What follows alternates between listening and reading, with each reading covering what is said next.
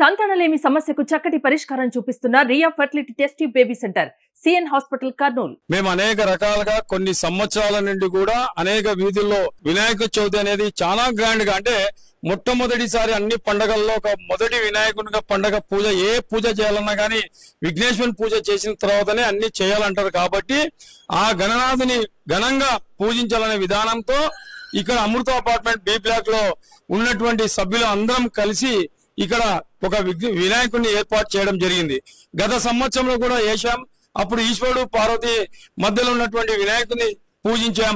ఈసారి ప్రత్యేకత వినాయకునికి ఏమంటే, మనం వేసుకునేటువంటి జందెం, అంటే పెళ్లి కాకముందు పూజ చేసేటువంటి విధానంలో ఏ రకంగా వేసుకుంటారో మనం, అంటే ఒడుగు అంటారు అన్నమాట. కళలో చెప్పాలంటే ఒడుగు అంటారు. పెళ్లి కాకముందు జందెం వేస్తాం, పెళ్లి అయిన తర్వాత కూడా కంటిన్యూషన్ చేసేదానికి పెళ్లి అంటారు అన్నమాట. అట్లా వినాయకునికి ఉన్నటువంటి స్పెషల్ జందెం దీంట్లో. ఆ జందెంతో ఉన్నటువంటి బాబులో ఈ దీంట్లో ఉన్నటువంటి వాళ్ళందరూ కూడా మనకు బాగా ఉన్నందుకు ఈ వినాయకుని మట్టితో పిల్లలు చేయడం జరిగింది. ఈ పిల్లలతో చేసేటువంటి మట్టి వినాయకుని నిమజ్జన కార్యక్రమం ఇక్కడ చేసి ఇక్కడ నుంచి పెద్ద వినాయకుని మట్టితో తీసుకెళ్తాము. ఇక్కడ తుంగభద్ర నదిలో అమృత అపార్ట్మెంట్ వారు ఊరేగింపుగా వెళ్లి ఇక్కడ నిమజ్జనం చేయడం జరుగుతా ఉంది. ఇది 5 సంవత్సరాల నుంచి ఇక్కడ ఘనంగా వీళ్ళు పూజా కార్యక్రమాలు, భజన కార్యక్రమాలు, రోజు సాయంత్రం పూట అందరు కలిసి ఇక్కడ కల్చరల్ ప్రోగ్రామ్స్ అన్ని పెట్టుకొని ఒక పండగ వాతావరణంలో 5 రోజులు జరపడం జరిగింది. మామూలుగా కర్నూలులో 9 రోజులు గణనాథుడిని ఇక్కడ పెట్టి 9వ రోజు నిమజ్జన కార్యక్రమం చేస్తారు. హైదరాబాద్ తర్వాత అంత ఘనంగా వినాయక చవితి గాని, వినాయక నిమజ్జనం గాని జరిగే పట్టణం ఏదైనా ఉంది 2 రాష్ట్రాలలో అంటే అది కర్నూలు పట్టణం చెప్పచ్చు.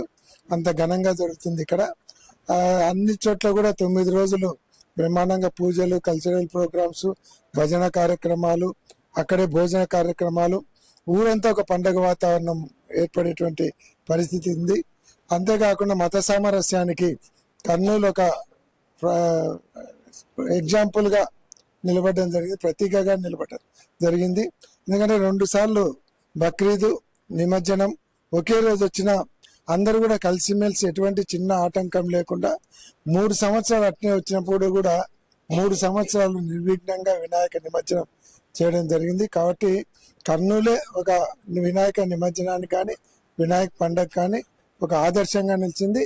అంతేకాదు 63 అడుగుల ఎత్తైన మట్టి విగ్రహం కూడా కర్నూలులో భారీ గణనాథుని పెట్టి అది కూడా ఒక పర్యావరణానికి కూడా కర్నూలు ఆదర్శంగా నిలిచినందుకు చాలా సంతోషంగా, సాంప్రదాయబద్ధకంగా చాలా సిస్టమేటిక్ గా కార్యక్రమాలు నిర్వహిస్తూ 5 రోజులు ఇదే విధంగా వినాయకుడిని ప్రతిష్ట చేసి ఈ 5 రోజులు బాగా పూజలు, పురస్కారాలన్నీ చేస్తూ సాంప్రదాయబద్ధకంగా చేస్తున్నారు. కాబట్టి ఈ అపార్ట్మెంట్ వాసులకు ముఖ్యంగా అభినందనలు తెలియజేయాలా, ధన్యవాదాలు తెలియజేయాలా.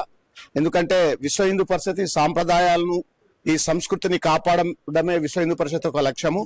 ఈ పండగలు ప్రతి పండగ కూడా సాంప్రదాయబద్ధంగా చేయడము ఈ యొక్క కార్యక్రమం. కాబట్టి దానికి మీరు చాలా బాగా చేస్తున్నందుకు ముఖ్యంగా మీకు ధన్యవాదాలు. ఇప్పుడే ఎంతో ఇబ్బందికరమైన ఆదోని పట్టణంలో నిమజ్జనం ఇప్పుడు చేసి వస్తున్నాం. ఇంతకు ముందు ఒక 4 సంవత్సరాల నాడు కర్ఫ్యూ పెట్టి, మత కల్లోలాలు జరిపి కర్ఫ్యూ పెడితే కూడా విశ్వ హిందూ పరిషత్ తీవ్రంగా పోరాడి అది బంద్ చేయడానికి వీల్లేదని చెప్పేసి కంటిన్యూ చేస్తున్నాం. ఆ రోజు నుంచి ఈ రోజు నిర్విఘ్నంగా జరుగుతుంది. దానికి ఇప్పుడే నేను అక్కడి నుంచి పోయేసి నిమజ్జనం చాలా బాగా జరుగుతూ ఉంది. కాబట్టి మన వాళ్ళు కూడా ఇప్పుడు మోహన్ రెడ్డి గారు చెప్పినట్టు ఆంధ్రప్రదేశ్ లో నంబర్ 1 అంటే సంఖ్యలో గాని, ఒక సిస్టమేటిక్ గా గాని అన్ని ఎక్కడా కూడా హైదరాబాద్ లాగా ఒకే నిమజ్జనం, ఒకే విధంగా ఒకే లైన్ లో పోవడం, ఒకే నిమజ్జనం చేయడం ఒక ప్రతీక. దాన్ని మనం కూడా కొనసాగిస్తున్నాం. కానీ చాలా మంది ఇట్లా ఈ అపార్ట్మెంట్ వాళ్ళందరికి కూడా ఈ ఇబ్బందికరమైన పరిస్థితులు వస్తున్నాయి. దాంట్లో పోవడానికి వాళ్ళ కుటుంబ సమేతంగా పోయి నిమజ్జనం చేసుకుంటారు. కాబట్టి ఈ విధంగా 5 రోజులు చేయడం చాలా సంతోషకరదాయకము. మేము కూడా అవి ఎంకరేజ్ చేస్తున్నాం. దానికి తోడు మట్టి విగ్రహాలు అన్ని పెడతా ఉన్నారు. మట్టి విగ్రహాలు పెట్టాలని చెప్పేసి ఈ సంవత్సరం వినాయక మహోత్సవం కూడా ఆ పర్యావరణ పరిణామానికి అంకితం చేస్తున్నారు. కాబట్టి దీనికి కూడా వీరందరికీ అభినందనలు తెలియజేస్తూ ముందు ఇలాగే కొనసాగించి ఐకమత్యంతో అపార్ట్మెంట్ అంతా సుఖ సంతోషాలతో ఉండాలని కోరుకుంటూ ఈ అవకాశం ఇచ్చిన మీ అందరికీ ధన్యవాదాలు. జై శ్రీరామ్, జై బోలో గణేష్ మహారాజ్ కి. అమృత అపార్ట్మెంట్స్ యొక్క వినాయక నిమజ్జన కార్యక్రమానికి ఇచ్చేసినందుకు చాలా సంతోషదాయకం. కర్నూలు నగరంలో పెద్దలు చెప్పినట్లు ఎప్పుడు కూడా అత్యంత అద్భుతంగా వినాయకోత్సవాలు జరుగుతుంటాయి. కర్నూలు నగరానికి ఆంధ్రప్రదేశ్ లోనే అత్యంత ప్రాధాన్యం సంతరించుకుంది. ఈ ప్రాధాన్యం సంతరించుకొని ప్రతి ఒక్కరు కూడా ఏకతాటిపై నడుస్తూ వినాయక ఉత్సవాలు జరుపుతున్నారు. దీంట్లో భాగంగా ఈరోజు ఇక్కడ అమృత అపార్ట్మెంట్స్ లో నిమజ్జన కార్యక్రమం రావడం జరిగింది. మట్టి విగ్రహాలను కూడా ఎంతగానో ప్రోత్సహిస్తూ పర్యావరణాన్ని రక్షిస్తున్నటువంటి అందరికి కూడా ధన్యవాదాలు. ఈరోజు ఇటువంటి కార్యక్రమం జరుగుతూ మరి రేపు ఆదివారం ఇంకా అద్భుతమైనటువంటి వినాయక నిమజ్జనోత్సవం ఉంది. అందులో కూడా అందరూ భారీగా తరలి వచ్చి హిందూ బంధువులు అందరూ కూడా దాన్ని జయప్రదం చేయాలని కోరుకుంటూ ఈ సందర్భంగా ఈ అవకాశం ఇచ్చినటువంటి అందరికీ ధన్యవాదాలు తెలియజేసుకున్నాం. జై శ్రీరామ్.